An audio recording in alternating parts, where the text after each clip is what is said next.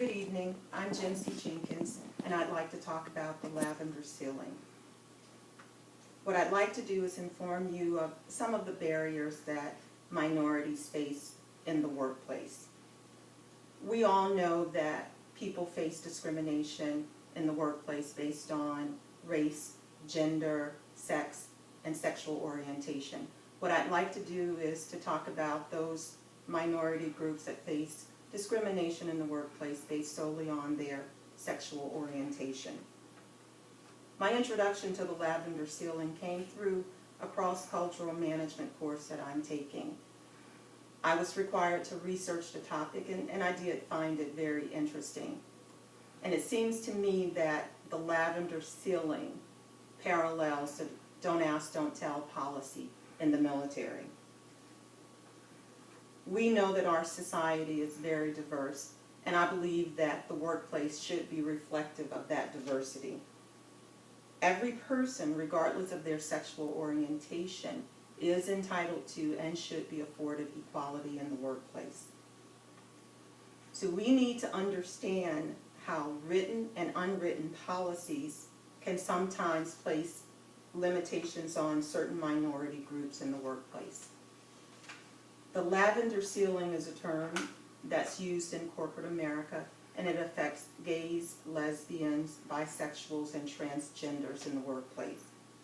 The lavender ceiling places limits on income levels and opportunities for promotion. The expectation is always that good performance will be rewarded. Well, I have an example of an individual who believes he hit the lavender ceiling. This individual received a glowing performance review by one of the partners in his firm. 3 months later, he was called in by that very same partner, and he was told that the firm thought that he would find better success elsewhere. And the individual was a bit confused because nothing had changed with his performance. The only thing that was different really was that his sexual orientation was now known. So he had in fact hit what's known as the lavender ceiling. Now, I believe the military's policy of don't ask, don't tell is equivalent to corporate America's lavender ceiling. Don't ask, don't tell made it illegal for individuals to serve as, quote, a public homosexual, and legal for them to serve as, quote, a closet homosexual. The policy was repealed, and this lifted some of the barriers to equality. But the gay, lesbian, bisexual, and transgender communities continue to face barriers in the workplace that heterosexuals do not face.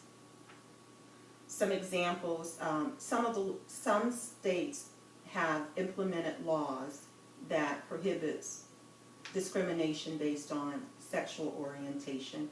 Others have not. Some organizations have started to offer benefits to domestic partners and same-sex couples, and that benefit includes health care coverage. The military does not offer any of these benefits to domestic partners or same-sex couples. And so regardless of your politics, I think that we can all admit that there are minority groups that face discrimination in the workplace, and they're not being treated equally in corporate America or in the armed forces. So the lavender ceiling and the repeal of don't ask, don't tell has provided some equalities in the workplace, but there's still work to be done. We have to find ways to eliminate the lavender ceiling and to ensure that the repeal of don't ask, don't tell provides an equal playing field for all those who are affected. Barriers are slowly being removed that provide more equality in the workplace, whether you are working in corporate America or serving your country as a member of the Armed Forces of the United States.